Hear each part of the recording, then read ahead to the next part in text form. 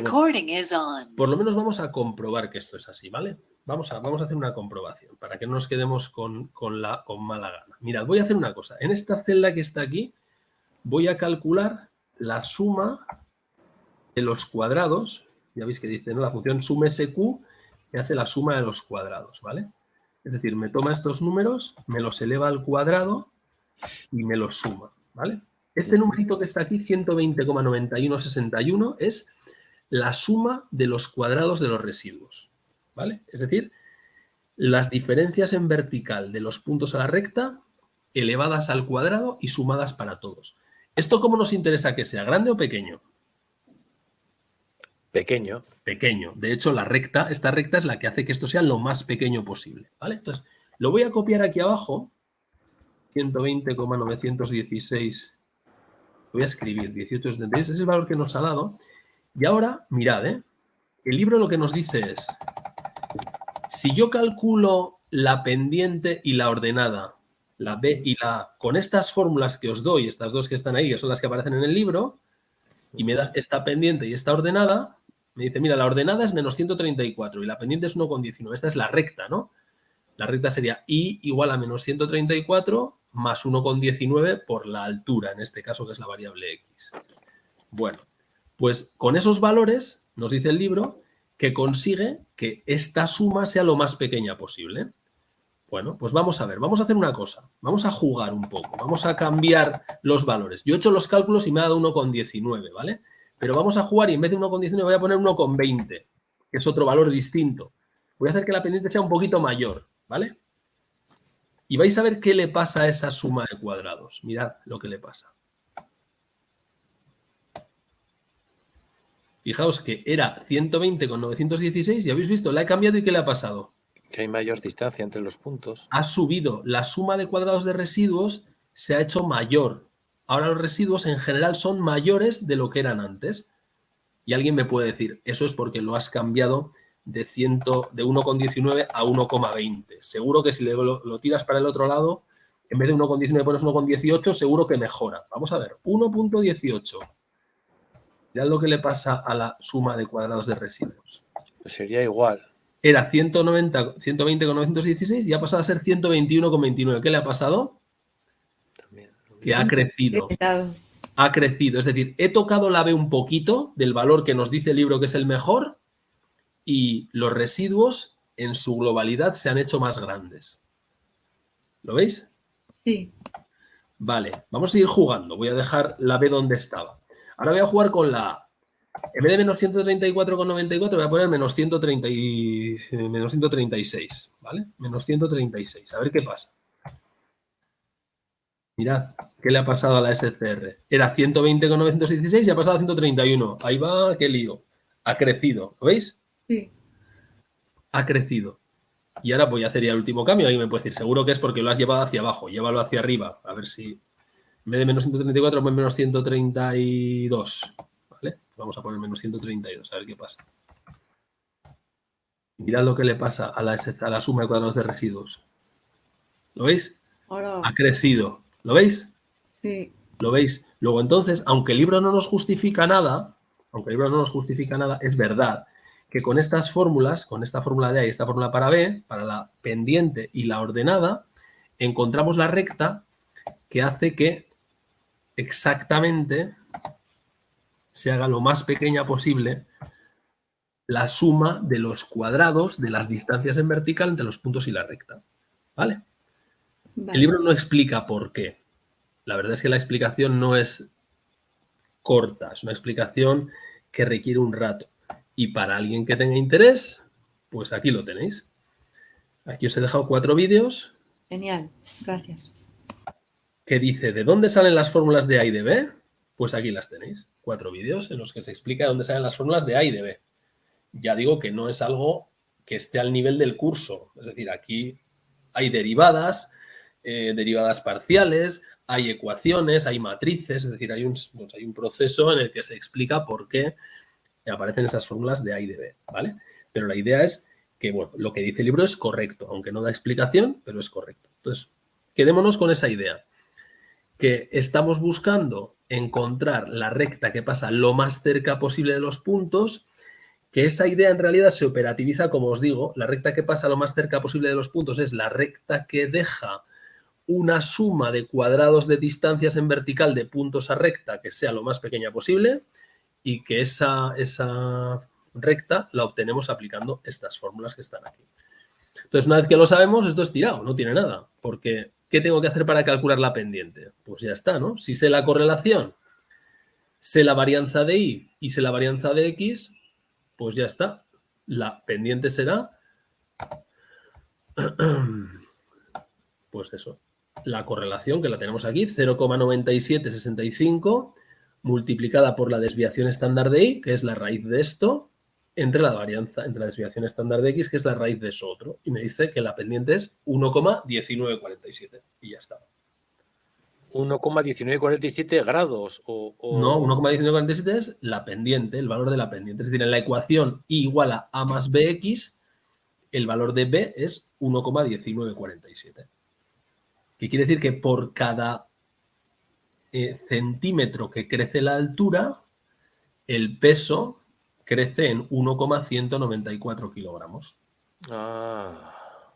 Eso es la pendiente. El efecto que tiene un incremento unitario en la x sobre la variable dependiente. Eso se interpreta como he dicho, por cada incremento de 1 centímetro en la altura, el peso se incrementa en 1,19 kilogramos. ¿Vale? Claro, eso utilizando esas variables. Si utilizas otras, pues sería, en vez de centímetros, pues imagínate que sería, yo qué sé. ¿No? Claro. Es decir, si la variable x y la variable y fueran, en vez de estar medidas en centímetros y en kilogramos, lo estuvieran en pulgadas y en onzas, entonces el coeficiente sería diferente. La correlación sería la misma. R sería igual, R de x sería el mismo, pero como las desviaciones estándar tienen unidades, pues la desviación estándar de y de x ya no serían estos valores, serían otros en función de la unidad que tuvieran y por tanto la pendiente cambiaría. Es decir, la pendiente sí depende de las unidades. La correlación no depende de las unidades, la pendiente sí. Ok. ¿Vale? Bien. Y con este coeficiente, con la b, con la pendiente, ya tenemos la ordenada en el origen, porque aplicamos la siguiente fórmula que dice que la ordenada es la media de y menos b por la media de x. Pues ya está. La media de y la teníamos por ahí arriba, la media de x también la teníamos por ahí arriba, hacemos la operación y nos da menos 134,94 y ya está.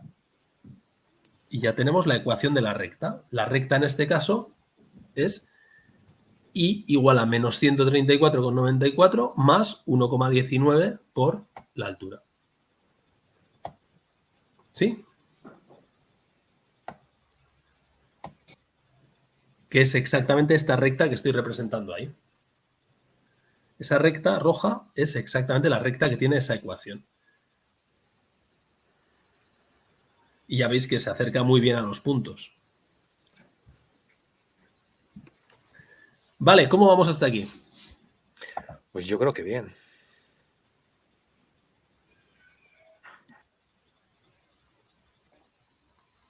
¿Preguntas, comentarios?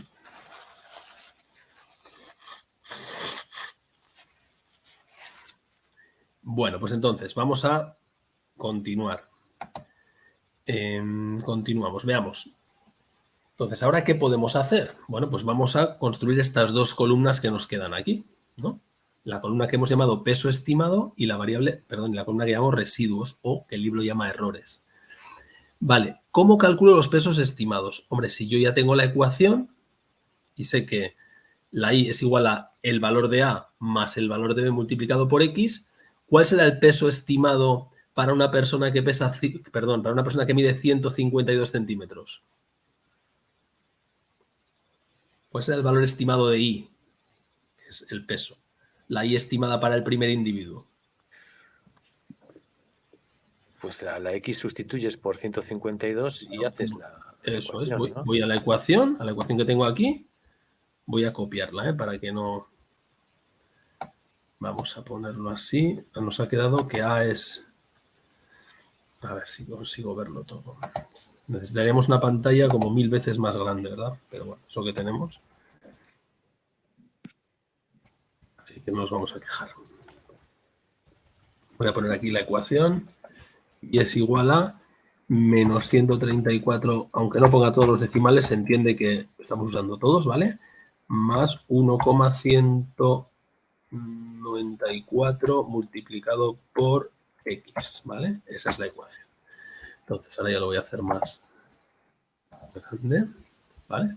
Ahí tenemos la ecuación. Esa es la ecuación de la recta.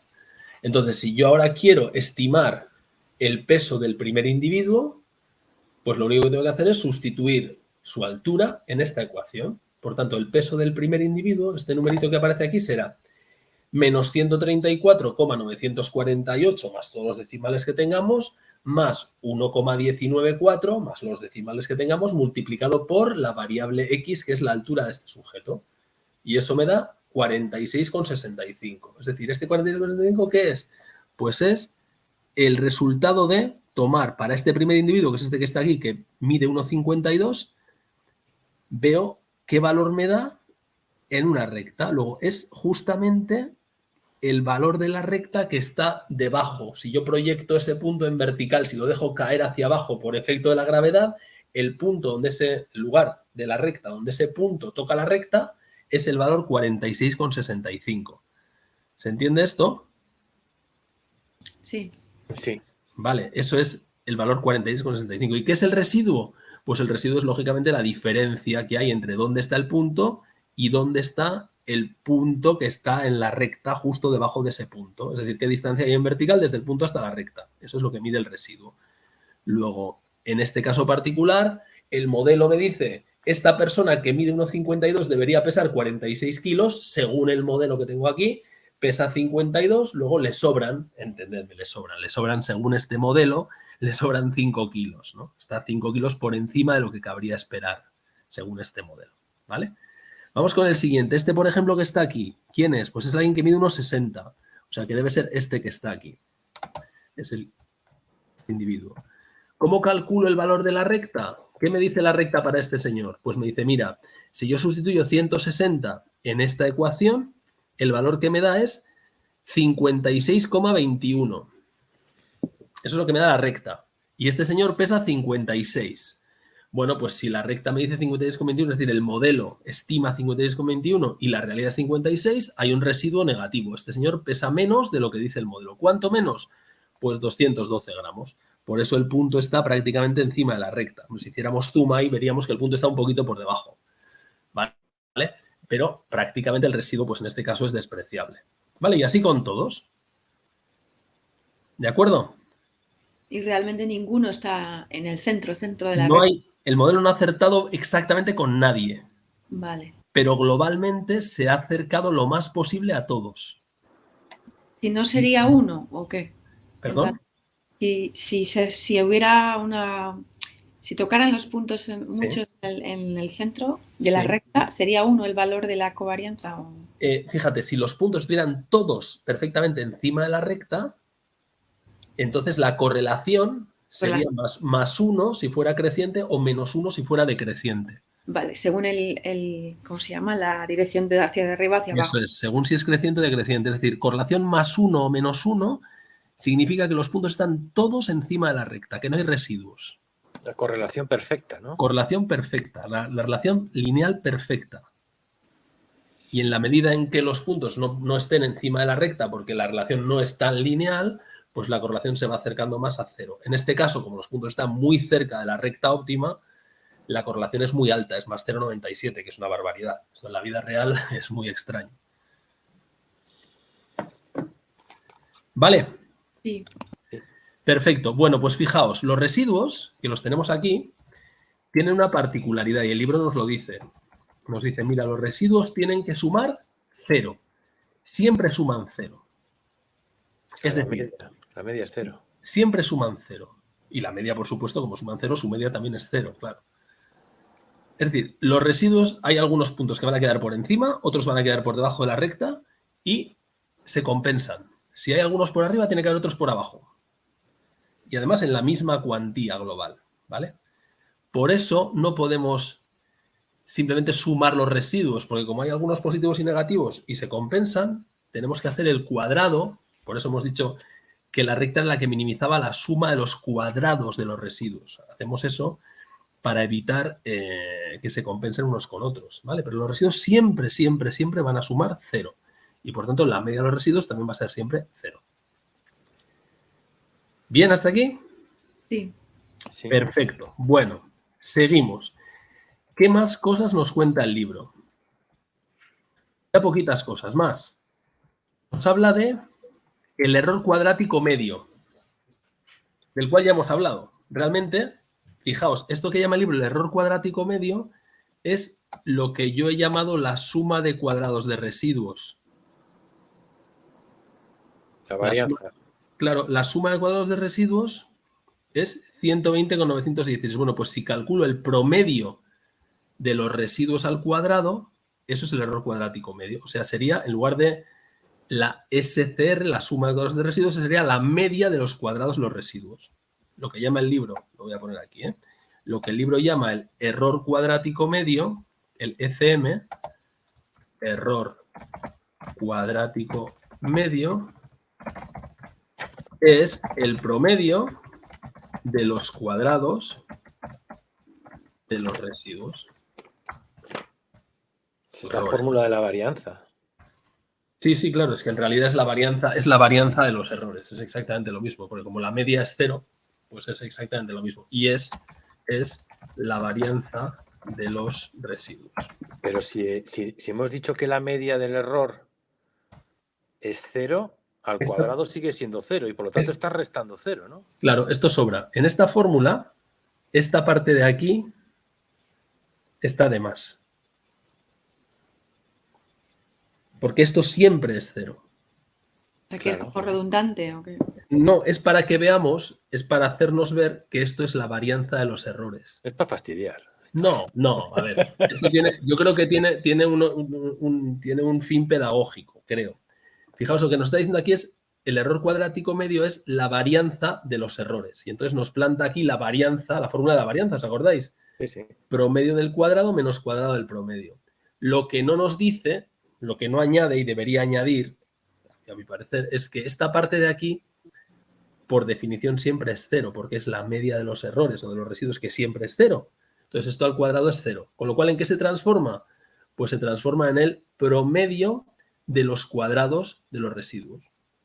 En nuestro caso, como hay 10 observaciones, la suma era 120, pues el promedio es 12,09. Entonces, ¿qué garantiza la recta de regresión? Que esto es lo más pequeño que puede ser. ¿Entendéis por qué, verdad? Es decir, hemos dicho que la recta era la que hacía que la suma de los cuadrados de los residuos fuera la más pequeña posible, fuera mínima.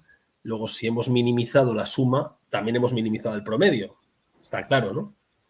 Es decir, no hay ninguna otra recta que pueda conseguir un error cuadrático medio más pequeño que este. Porque estos valores que hemos dado a A y a B garantizan que ese es el mínimo que se puede conseguir. Es decir, si yo cambiara aquí los valores de A y B, como hemos hecho antes exactamente igual, este error cuadrático medio cambiaría, subiría. Vais a ver, ¿eh? Vamos a hacerlo otra vez. Voy a poner aquí 1,2 y veréis cómo pasa de 12,091. Voy a poner 1,3 para que sea más claro. ¿Has visto cómo ha crecido? El error cuadrático medio. Sí. Estaba en 12,09 y fijaos cómo ha crecido hasta 14,01. ¿Lo veis? Es decir, nuestra recta, la recta con esta pareja de valores A y B, la recta de regresión, la recta óptima, es la que hace mínimo el error cuadrático medio, que es la varianza de los errores, que es el valor esperado del promedio de los cuadrados de los residuos. Es todo el rato la misma idea. ¿Vale? Sí, pero ese medio, el error medio no es para todos, sino la suma de todos, ¿no? Error cuadrático medio se refiere a media de los errores al cuadrado. Es que vale. es un nombre, en inglés es mean square error. Mean square error es mean square error, o sea, error al cuadrado, la media de los errores al cuadrado. Pero en castellano las traducciones a veces son bastante malas. En realidad, en inglés suena mucho más claro. Es mean squared error. Es decir, error al cuadrado del error, la media del cuadrado del error. Es perfecto. Mean squared error, media al cuadrado del error. o del residuo sería más correcto. Y en castellano lo hemos traducido por error cuadrático medio. Sería más correcto decir media de los cuadrados de los residuos. Ok. Es un nombre más correcto, pero se le ha llamado error cuadrático medio. ¿Qué le vamos a hacer? Son nombres que se quedan y ya no hay forma de deshacerse de ellos. O sea que según esa fórmula, entonces... Según esta de aquí. Sí, la del error cuadrático medio, Sí. Veo que es igual a la covarianza al cuadrado, ¿no? ¿Cómo? No, la covarianza no, porque para que haya covarianza tiene que haber dos variables y aquí solo hay una. Solamente estamos hablando de la columna de los residuos o errores. Esto es una varianza, o sea, esta es la fórmula de una varianza. Es clarísimamente la fórmula de una varianza, es el promedio de los cuadrados menos el cuadrado de un promedio. Es la varianza de los errores. O sea, es así. Pero le faltaría aquí decir que esta segunda parte está de más. Que esto sobra y que en realidad es la suma de los e sub i al cuadrado partido por n. O sea, el promedio de los cuadrados de los errores. No sé dónde ves la covarianza aquí. No. Pues es que yo veo que la covarianza es S de XY. Sí. Y aquí veo que S de XY está al cuadrado. Entonces es el cuadrado de la covarianza, ¿no? ¿Esto que pone aquí? Sí, eso es. Ya, pero esto no es más que, fíjate que aquí no hay dos variables, no te líes. Aquí solamente está teniendo en cuenta los residuos. Sí. Aquí no hay dos variables, es decir, está solamente tomando en cuenta esta columna de aquí, de residuos, Sí. y está calculando la varianza de estos numeritos. Y ya está. Y ese es el error cuadrático medio. ¿Vale? Entonces, lo que pasa es que nos dice que a eso se le llama, está dando un nombre. Lo está poniendo aquí. La S cuadrado es decir, la varianza de los residuos o de los errores, según terminología del libro, o también llamado S cuadrado y pone I.X. ¿Lo ves cómo pone I.X? Caray. Sí, hay un punto en el medio. Se refiere, el I.X está queriendo expresar lo que resulta o lo que queda al tratar de estimar la variable I a partir de la variable X. Es decir, esto es, con esta I.X está tratando de explicar el modelo, está tratando de expresar el modelo que explica la variable I a partir de la X. ¿Vale? Es decir, estos son es una forma de expresar de otra forma la varianza de los errores. Se escribe S cuadrado E o S cuadrado de I.X. Pero no está, aquí no hay dos variables implicadas, aquí solo están los errores, no hay más. Vale. Ya está. No hay más. Me olvido el tema. Sí, no, aquí no hay covarianza por ningún lado. Vale, entonces, repito, la recta de regresión lo que hace es minimizar el error cuadrático medio. Es la que tiene menor error cuadrático medio. Cualquier otra recta haría que los residuos globalmente, es decir, elevados al cuadrado y sumados todos ellos, o elevados al cuadrado y obtenido el promedio, dieran un número mayor. Por tanto, la recta quedaría más lejos en términos generales de los puntos. ¿De acuerdo? Bueno, pues nos queda poco.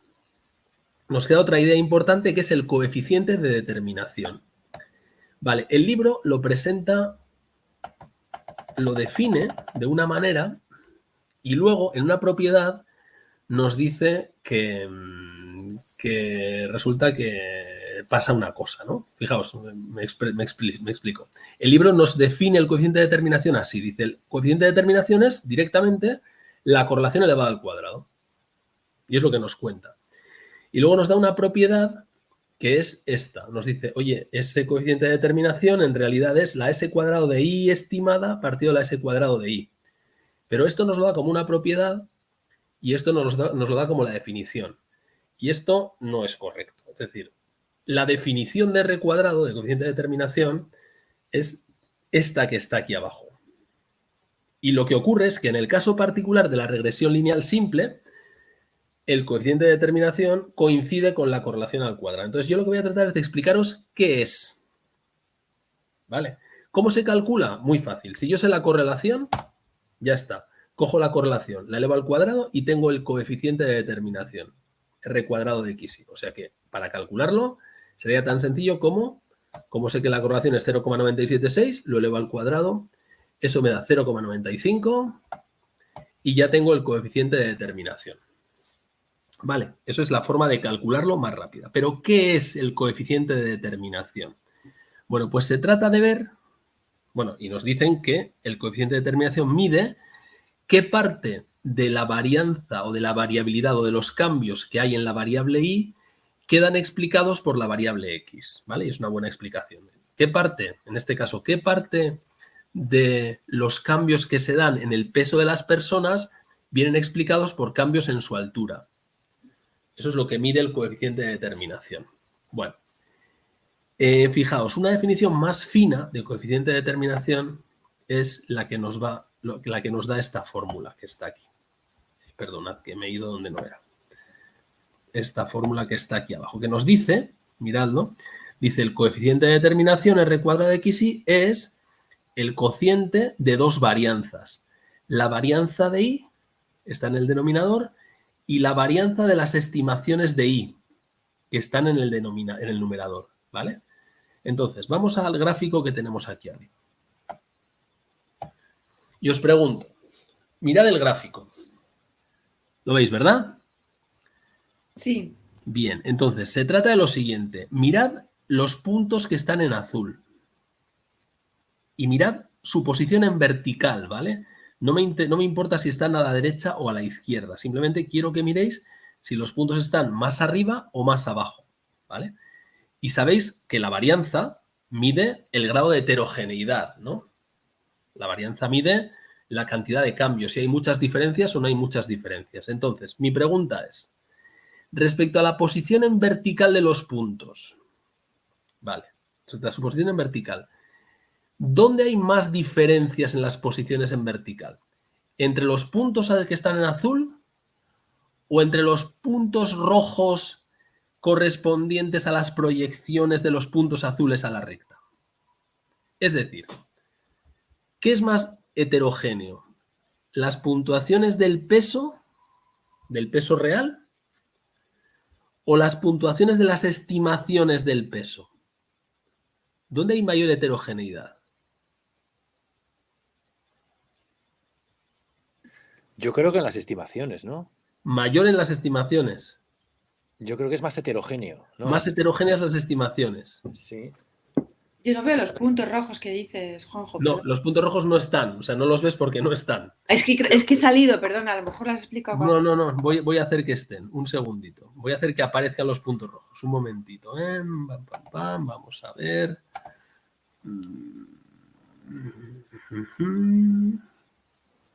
Yo creo que al final, si esos puntos rojos son el error o el residuo... ¿Los ves ahí los puntitos rojos, aunque sean pequeñitos? Sí, ahora sí los veo. Bueno, los voy a hacer más gordos, ahí están. Que se vean los puntos rojos, ahí están. Esos son los puntos rojos a los que me refiero. Vale. Vale, fijaos que los puntos azules son la realidad y los puntos rojos son las estimaciones que está haciendo el modelo para esas alturas, ¿vale? Entonces, ¿dónde hay más cantidad de cambio, más heterogeneidad? ¿Entre los puntos azules o entre los puntos rojos en cuanto a su posición vertical? No, los azules. Azules. Los azules, estamos de acuerdo, ¿verdad? Hay más heterogéneo. Los claro, rojos son más homogéneos. Sí. Los rojos son mucho más, bueno, no son mucho más homogéneos, son algo más homogéneos. Eso es. Y los azules son algo más heterogéneos, no es una cosa salvaje. Bien, pues... Pero perdona, aquí te tengo que interrumpir, pero ¿qué entendéis? ¿En qué parámetros os basáis para decir eso? Porque yo no lo soy capaz de visualizar. Vale, bueno, el parámetro para medir la heterogeneidad es la varianza, lo vamos a calcular ahora mismo. Pero lo que yo trato de haceros ver es, antes de calcular la varianza de los puntos rojos en vertical y la varianza de los puntos azules en vertical, que eso es lo que nos va a dar ya el criterio claro para saber cuál es más heterogéneo, lo que trato de haceros ver es gráficamente, que vosotros veáis aquí de forma intuitiva, que en los puntos azules hay más cambio, es decir, que hay valores más diferentes entre sí que en los puntos rojos. Es decir, si yo proyectara todos los puntos rojos, ¿no? Todos los que están ahí, los rojos, me olvido de su posición en horizontal. Solamente miro si están más arriba o más abajo. Los puntos rojos tienen valores más parecidos entre ellos. Fijaos, los valores son más parecidos entre ellos, mientras que en los azules hay más diferencias. Uno más aquí, otro más abajo, otro más aquí, otro más arriba. Hay mayor heterogeneidad, mayor cambio entre los valores que están en azul que entre los que están en rojo. Creo que en el gráfico se puede llegar a ver eso. Vale, vale, bien. Pero si no se puede llegar a ver, que tampoco es bastante sutil esto que estoy diciendo, ¿eh? Lo podemos calcular con la varianza. Es decir, yo puedo calcular qué varianza tienen los puntos azules en vertical. ¿Dónde tengo los puntos azules en vertical? Pues los tengo aquí, ¿no? Estas son las posiciones verticales de los puntos azules. La varianza de la variable i, ¿no? Eso es lo que me va a medir la cantidad de cambio que tiene la variable i. Y puedo calcular la heterogeneidad de los puntos rojos. ¿Dónde tengo los puntos rojos? Hombre, pues los puntos rojos están aquí. Son estos que están aquí. Perdona, son estos que están aquí. Los pesos estimados. Por tanto, si yo calculo la varianza de los puntos rojos y calculo la varianza de los puntos azules, podré saber cuál es más heterogéneo. Bueno, pues es lo que hemos hecho aquí. Mirad, en la parte de abajo... Es como un índice, ¿no? También. Claro. Vale. Mirad, esto que está aquí, voy a ponerlo aquí para que se entienda claramente, esa es la varianza de los puntos azules. Y la varianza de i estimada es la varianza de los puntos rojos. Y aquí se ve que efectivamente los puntos rojos, es decir, la recta, los valores que quedan sobre la recta, son más parecidos entre ellos porque son menos heterogéneos que los puntos azules. ¿Sí? Sí. Vale. Y fijaos. Y eso siempre, ¿no? Entiendo. Y eso es siempre. Porque si es una recta, está delimitada. Es siempre salvo en un caso en el que puede llegar a ser igual. ¿Cuándo sería igual? Uy, eso ya es complicado, ¿eh? No, si me lo has dicho antes. ¿Qué tendría que pasar para que los puntos estuvieran en los mismos? Claro, si los puntos azules estuvieran encima de los puntos rojos, justo encima, entonces serían los mismos.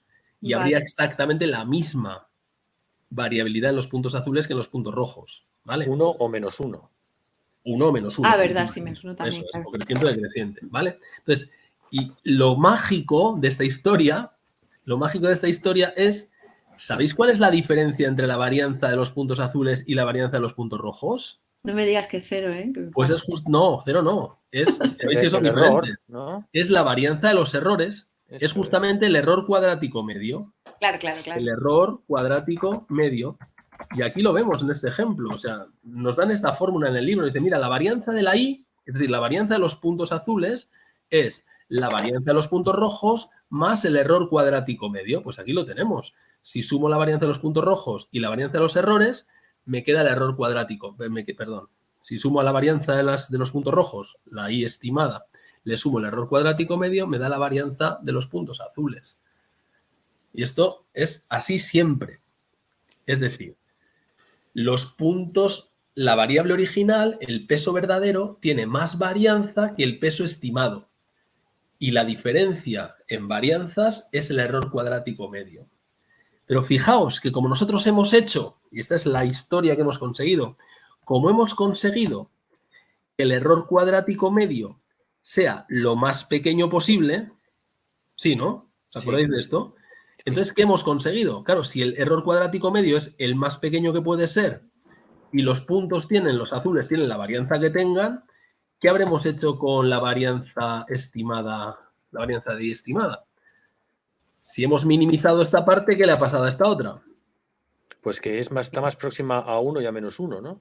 Que esa varianza de los puntos rojos está lo más cerca que puede estar de la varianza de los puntos azules. ¿Sí o no? Es decir, siempre va a ocurrir que la varianza que tenga el peso, que eso es un dato, la varianza del peso tiene la varianza que tenga que tener, se descompone en dos sumandos.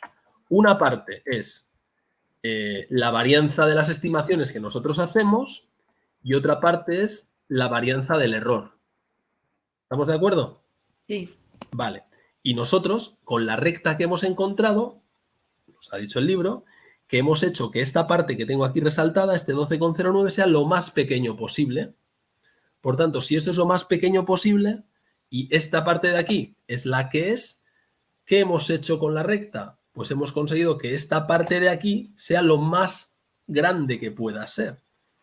Es decir, que mis estimaciones del peso recojan la mayor parte posible de la verdadera variabilidad del peso que se pueda extraer. es lo que hemos conseguido. En realidad, la recta de regresión minimiza el error cuadrático medio, o si queréis dicho de otra forma, maximiza la varianza de las estimaciones.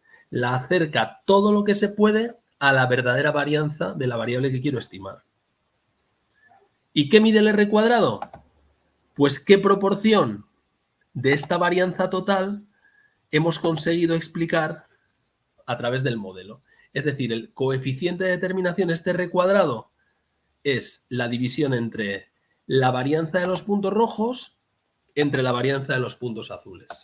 Eso es. Varianza de los puntos rojos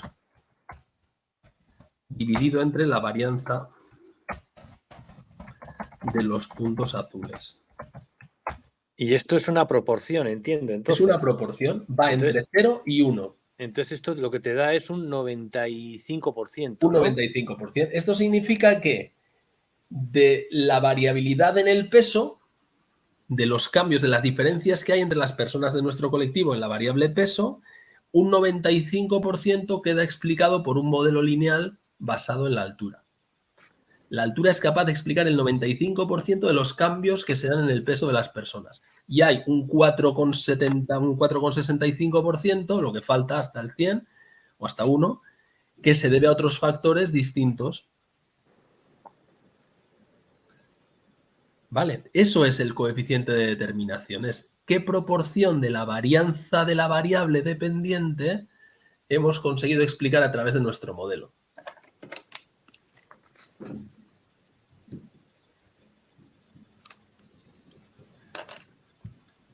¿Sí? Correctísimo. Vale, y entonces resulta que en el caso particular de la regresión lineal simple, pues este coeficiente coincide, por motivos que, bueno, pues que no explica el libro tampoco, coincide con el coeficiente, con el cuadrado de la correlación. Luego, si nos piden, oye, calcúlame el coeficiente de determinación, no nos volvemos locos. Si sabemos la correlación, que la sabemos, la elevamos al cuadrado y ya lo tenemos. Pero es importante entender qué es. Y esto es lo que es el coeficiente de determinación.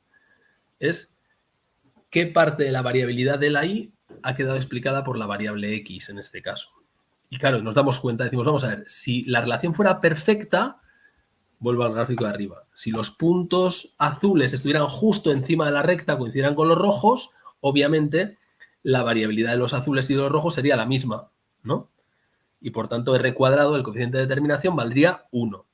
Ahora, si los puntos estuvieran por cualquier lado y no se parecieran mucho a la recta tendría mucha menos variabilidad que los puntos.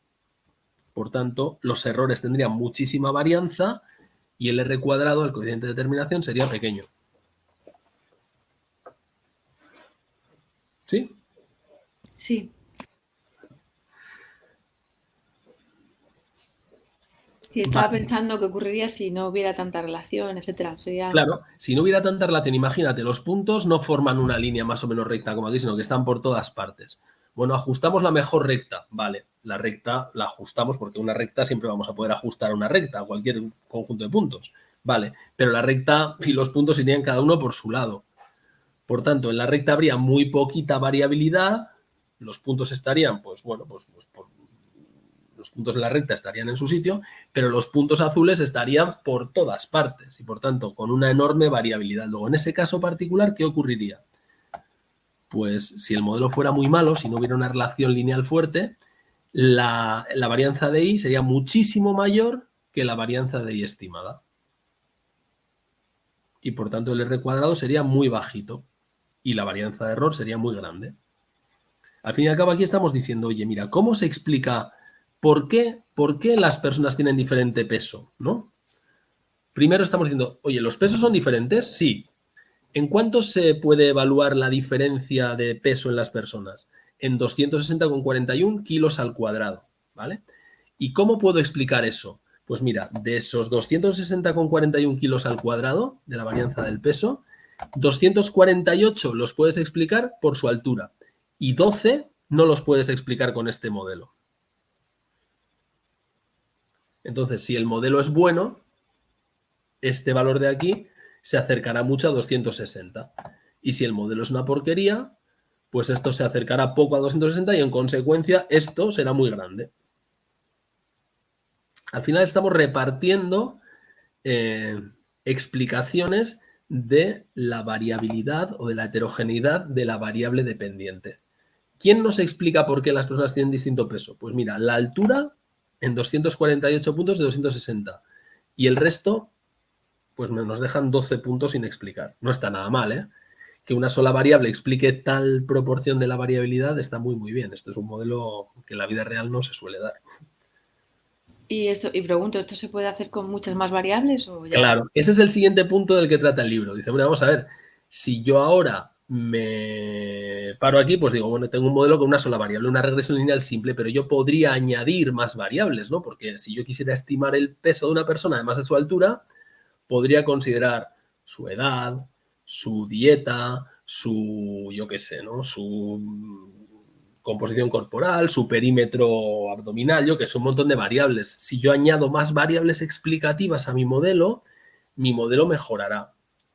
Y conseguiré que esta parte de aquí, la varianza de mis estimaciones, se vaya acercando más y más y más y más a la varianza de I y que en consecuencia la varianza de los errores se vaya haciendo más pequeña y más pequeña y más pequeña y más pequeña.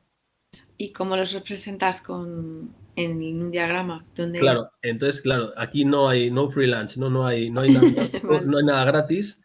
Entonces, claro, ¿qué ocurre? Pues que si yo añado variables, ya no puedo hacer una representación gráfica tan sencilla como esta. Si añado otra variable independiente, otra X, pues saldría aquí otro eje hacia afuera de la pantalla, ¿no?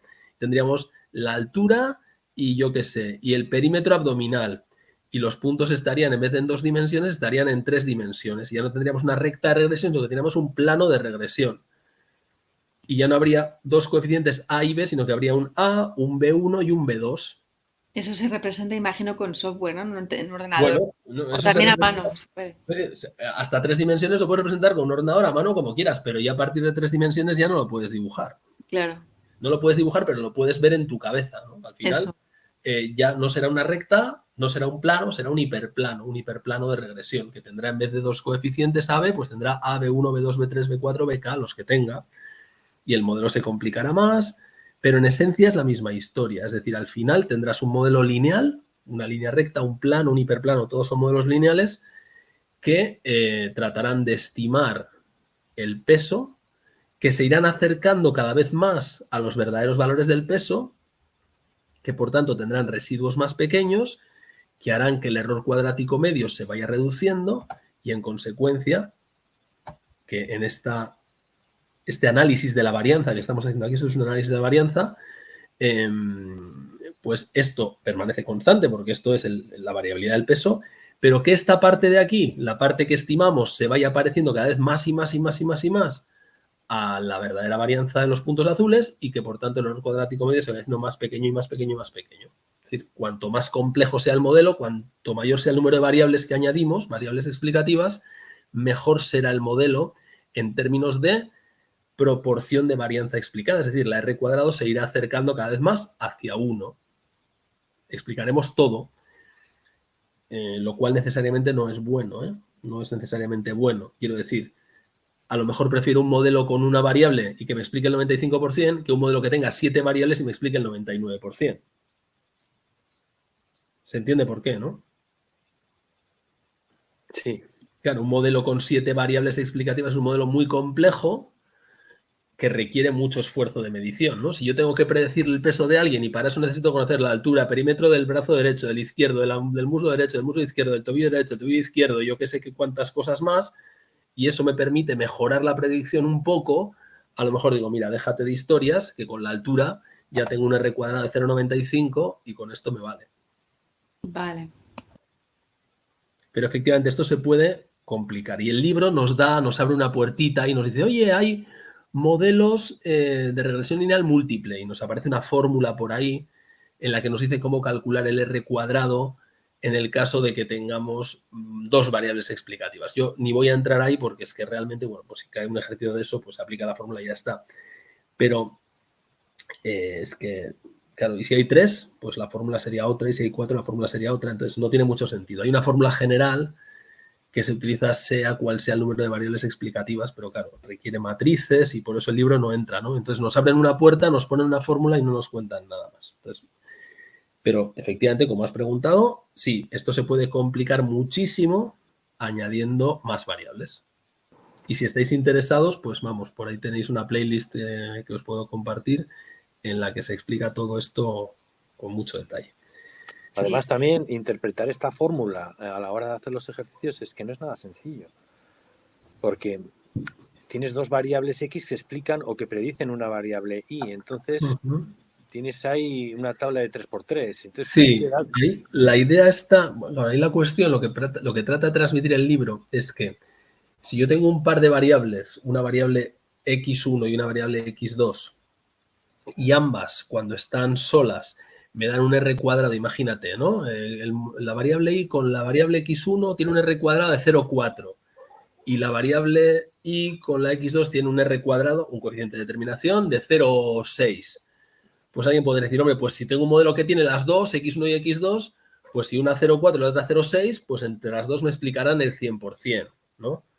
Bueno, pues no es así, la realidad no es tan sencilla, es decir, claro, X1 explica un 40%, X2 explica un 60%, pero cuando están juntas X1 y X2, pues parte de lo que explicaba X1 ya lo explicaba X2, parte de lo que explica X2 también lo explica X1, y entonces la forma en la que interactúan las variables, porque no son independientes entre ellas, sino que interactúan, es decir, el efecto que tienen sobre la dependiente depende del valor que toma la otra, pues hace que en realidad cuando las dos están juntas el R cuadrado no sea 0,6 más 0,4, sino que sea esa fórmula que nos dan ahí, ¿no?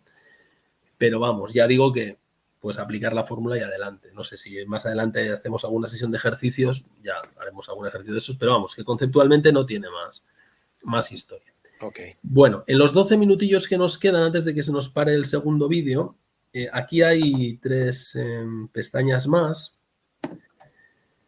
Y bueno, aquí la idea básicamente es es que tanto el coeficiente de correlación de Spearman como el coeficiente phi, como el coeficiente de correlación biserial puntual, que nos los han presentado antes, son en realidad coeficientes de correlación de Pearson, como los que hemos aprendido, como los que hemos estado tratando hoy aquí. Por lo tanto, no hay más que calcular la correlación de Pearson con la fórmula que hemos visto en esta primera pestaña. Es decir, la correlación es la covarianza entre los productos de las desviaciones típicas o desviaciones estándar. Y de esa forma podemos calcular todo. Por ejemplo, Spearman, lo veíamos el día pasado. Pues para nuestro ejemplo, este mismo ejemplo que tenemos aquí, ¿no? Son los rankings, ¿no? Sí, eso es. Pero estoy trabajando con los mismos datos que hemos usado para el de la correlación de Pearson, ¿no? ¿Cómo podríamos calcular la correlación de Spearman para estos datos? Bueno, pues según el libro, según la fórmula de Spearman, lo que hay que hacer es, lo veíamos el día pasado, convertir las variables X e Y, la altura y el peso, en rankings, ¿no? Es decir, no voy a tomar los valores de centímetros, sino que voy a decir que este es el más bajito, por tanto es el que ocupa la posición 1, y el siguiente es el de 1,60 que ocupa la posición 2, y el siguiente el de 1,62 que ocupa la 3, y hasta el más alto, que es el de 1,92, que ocupa la posición 10. Y hago lo mismo con la variable Y. Y ordeno desde el más ligero, que es este que pesa 52, que es el primero, hasta pasando pues por el siguiente, que es el que ocupa esta posición, el 56, que ocupa la posición 2, y así hasta el último, que es el de 95, que ocupa la posición 10, ¿vale? Y entonces, una vez que tengo los rankings de X y de Y, calculábamos las diferencias, ¿no? De ranking. Hacíamos la resta. Y la fórmula era esta, decía, mira, el coeficiente de correlación de Spearman es 1 menos 6 veces la suma de los cuadrados de estos números dividido entre el número de observaciones, 10, por 10 al cuadrado 100 menos 1,99. Y hacemos eso y nos da 0,98787878. Fantástico. Y es lo que nos da con la fórmula de Spearman, con esta fórmula de aquí. Bueno, pues en realidad, esta fórmula la podemos olvidar. Porque si yo tomo las variables Rx y Ri, es decir, una vez que he transformado en rangos, y sobre estas variables calculo la correlación tal cual la hemos calculado en nuestro ejemplo anterior, es decir, primero la covarianza, luego las varianzas y luego la correlación, fijaos que sale exactamente lo mismo, ¿no? Aquí tengo los cálculos pertinentes. Tengo la Rx, la Ri. He elevado al cuadrado Rx, he elevado al cuadrado Ri y he multiplicado Rx por Ri y he calculado los promedios, ¿vale? Lo mismo que hemos hecho en la hoja anterior. ¿Cuál será la covarianza entre Rx y Ri? Pues ya lo sabemos. La covarianza entre dos variables es la esperanza, perdón, me sale esperanza a veces porque promedio y esperanza es lo mismo, ¿no? El promedio del producto, que sería 38,4, menos el producto de promedios. Luego, este número, este 8,15, será 38,4 menos 5,5 por 5,5. Esta es la covarianza. La varianza de Rx es el promedio de Rx al cuadrado, 38,5, menos 5,5 al cuadrado, 8,25. Y la varianza de Ri es el promedio de Ri al cuadrado, 38,5, menos el promedio de Ri al cuadrado, menos 5,5 al cuadrado. Ahí lo tenemos. Y ahora, la correlación, lo sabemos, es covarianza entre la raíz de esto por la raíz de esto. 0,9878. Como veis, da exactamente el mismo resultado. Por tanto, esta fórmula nos sobra totalmente, porque en realidad lo que calcula el coeficiente de correlación de Spearman es el coeficiente de correlación de Pearson sobre las variables una vez que han sido rankeadas. Y ya está. ¿Vale? ¿Se entiende esta idea? Sí, sí. Bien. Otro coeficiente que aparece por ahí, que nos mencionaban en el tema anterior, el coeficiente phi, ¿no? Nos decían el coeficiente phi cuando tengo variables nominales, ¿no? Imaginad una tabla de contingencia como esta, 2 por 2, sexo, hombre, mujer, grupo I, experimental y control. Y tengo estos datos. Mira, el coeficiente phi se calcula de esta manera. Es el N11, el valor de la celda N11, o sea, 14, multiplicado por el valor de la celda N22, o sea, por 11. Esto indica fila y columna, ¿no? Sería fila 1, columna 1 por fila 2, columna 2. O sea, 14 por 11 menos fila 1, columna 2, 9 por fila 2, columna 1 por 6.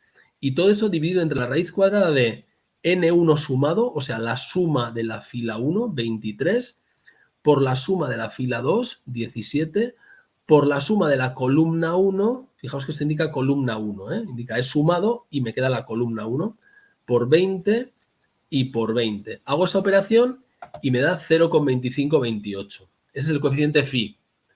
Bueno, pues ese coeficiente phi no es más que un coeficiente de correlación entre la variable sexo y la variable grupo. Ya sé que esto suena raro, porque, hombre, sexo no es una variable cuantitativa y grupo no es una variable cuantitativa. Pero si hacemos una ficción y decimos, mira, vamos a hacer que sexo sea hombre 0, mujer 1 y el grupo I sea control 0, experimental 1 y me daría igual hacer 0, 1 o 1, 2 o hacer 1, 8, da lo mismo. O sea, solamente necesitamos que haya valores diferentes. Sería la biserial puntual, ¿no? La biserial puntual es la siguiente. La biserial puntual es una quanti y una quali. Pero aquí estamos con dos nominales, ¿vale? En este caso son dos nominales. Ya, pero si las pasas a 0 y 1, serían...